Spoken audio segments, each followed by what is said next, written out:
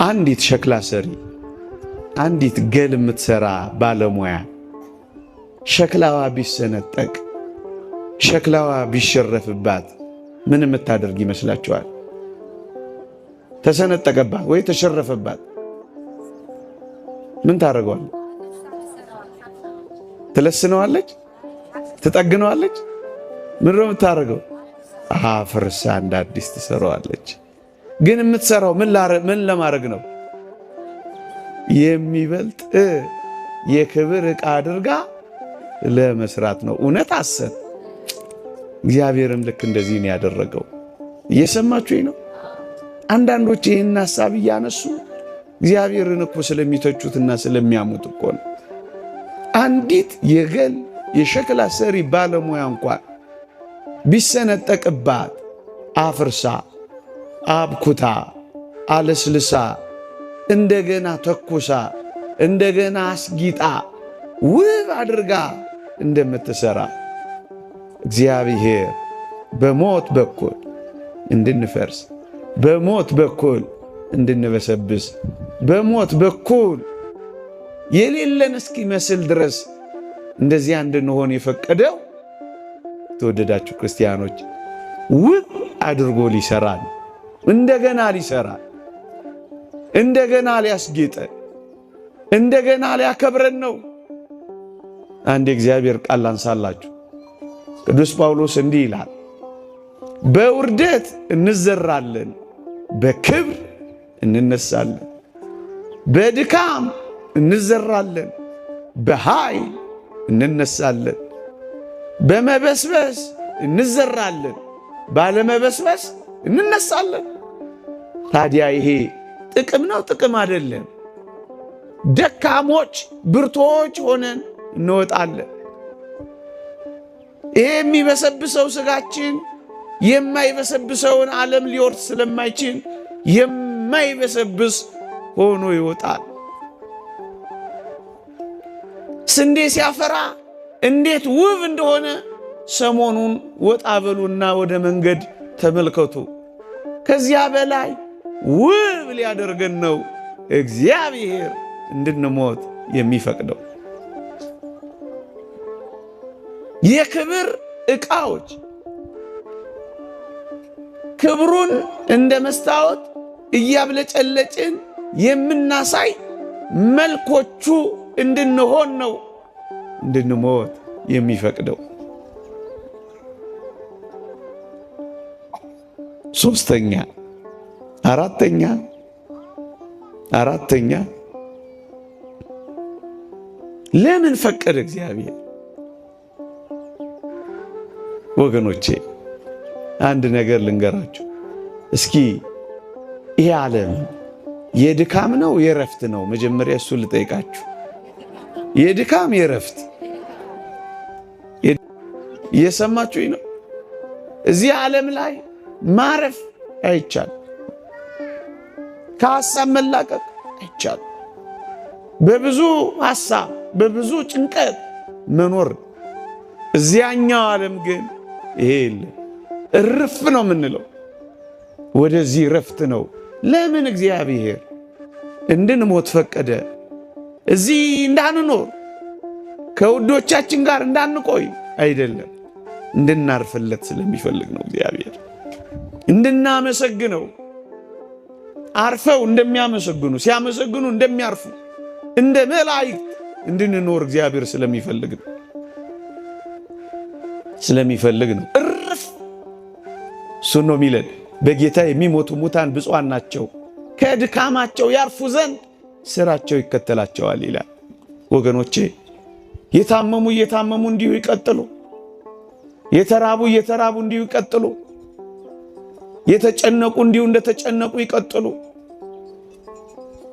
የተሰቃዩ እየተሰቃዩ እንዲሁ ይቀጥሉ፣ ያዘኑ እንዳዘኑ እንዲሁ ይቀጥሉ፣ የተከዙ እንደተከዙ እንዲሁ ይቀጥሉ። ይሄማ ግፍ ነው። እግዚአብሔር ማሳረፊያው መንገድ ነው። ሰው አይገባንም እንጂ አይገባን። ይህ እግዚአብሔር ስጦታ ነው፣ እንደ ጸጋ ነው ቅዱሳን የሚቆጥሩት። ቅዱስ ባስልዮስ ዘቂሳርያ እግዚአብሔር ኃጢአታችንን ለመከልከል የሰጠን ስጦታ ነው ይላል። ወገኖቼ ሞት ባይኖር ደግሞ ፍርድ ባይኖር በዚች ዓለም ላይ ወንጀለኞች እና ወንጀል እንዴት ይጨምር እንደነበር እወቁ። ኃጢአትን ለመገደብ፣ በደልን ለማስቆም፣ ግፍን ለማስቆም ርፍ እንድንል እግዚአብሔር የሰጠው ጸጋ ነው። ለዚህ ነው የእግዚአብሔር ስጦታ ነው ያለው ባስልዮስ ዘቂሳርያ። ለማረፍ ነው፣ ለማረፍ ርፍ እንድንል ለማረፍ። ይሄንን እናምናለን ክርስቲያኖች። ስትቀብሩ፣ ስትሸኙ ይሄንን እያሰብን ሊሆን አይገባም። ስንኖር ይሄንን እያሰብን ሊሆን አይገባም። ለምን እንሞታለን? ልናርፍ ነዋ፣ ልናርፍ ነዋ፣ ልናርፍ ነዋ። አልዓዛር የሚባል ሰው ታስታውሳላችሁ አይደል? በመጽሐፍ ቅዱስ ላይ ታስታውሳላችሁ አይደል? እስኪ ልጠይቃችሁ። አልዓዛር በጣም በጣም ድሃ ነበር። ድሃ መሆኑ ብቻ አይደለም፣ ቢለምን የሚሰጠው ያጣ ሰው ነበረ። ድህነት አንድ ነገር እኮ የሚለምን ያለው ሰው እንደውም ብዙም ድሃ መባል የሚያስፈልገው የሚሰጠው ያለው ሰው ማለት ነው። ሲቸግረው በሮ የሚቀበለው ሰው ያለው ሰው እሱ እንደው ማለፊያ ቀን ማትረፊያ ይኖረዋል። ይሄ ሰው ምንም ነገር አልነበረው። ምንም ድህነት ብቻ አይደለም፣ የሚያበድር የሚሰጥ ማጣት ብቻ አይደለም። በጣም ይደንቃችኋል። ደግሞ በሽተኛ፣ ወጥቶ ወርዶ ማይሰራ ማይላወስ። ይሄ ብቻ አይደለም፣ ተንከባካቢ ደግሞ የለውም። በሞቴ ስሙኝ፣ አስታማሚ የለውም፣ አባ ከናሚል የለውም። አያሳዝንም? ይሄ ሰው በድህነት ላይ ደዌ፣ በደዌ ላይ የሚሰጠው ሰው ማጣት። ይሄ ብቻ አይደለም፣ ተንከባካቢ አልባነት ምን ያክል የተተወ ሰው እንደሆነ አስቡት። ይሄ ብቻ አይደለም፣ ቁስሉን የሚያባረርበት ተባዮች ሲያርፉ ገለል የሚያደርግበት አቅም እንኳን ያጣ ሰው ነበር። ይሄ ብቻ አይደለም፣ ውሾች እየመጡ ቁስሉን ይልሱለት ነበር ይላል። ውሾችን ማባረር አይደለም፣ ሲልሱለት ደስ የሚሰኝ ሰው ሆኖ ነበር። ጥያቄ ልጠይቃችሁ ነው። አልዓዛርም ሞተ፣ መላእክትም ወደ አብርሃም እቅፍ ወሰዱት ይላል። ባለጸጋው ሞተ፣ ተቀበረ ይላል። ባለጸጋው በጣም እየተመቸው ዕለት ዕለት በድሎት ነው የኖረው። ሲያበቃ ታሪካቸው ምን ይላል መሰላችሁ? አልዓዛርም ሞተ፣ መላእክትም ወደ አብርሃም እቅፍ ወሰዱት ይልና ባለጸጋው ሞተ፣ ተቀበረ ይላል። አሁን ጥያቄ ልጠይቃችሁ ነው። እናንተ እንደ አልዓዛር መሆን ይሻላችኋል? እንደ ባለጸጋው? ምን አላችሁኝ? እያሰባችሁ ነገሩኝ። ምን አላችሁኝ? አልዓዛር እኮ ድሃ ነበረ። ድሃ መሆን ይሻላችኋል? ድምፃችሁ ሳሳሳ እንደ አልዓዛር ወይስ እንደ ባለጸጋው ነው?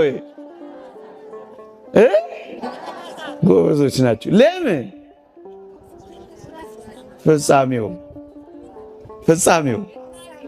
ፍጻሜው ነው አይደለም? አያችሁ? ይህንን እንቆ ይሁላችሁ። ፍጻሜውን ሳታዩ ባለጸጋ ወይም ድሃ እንዳትሉ።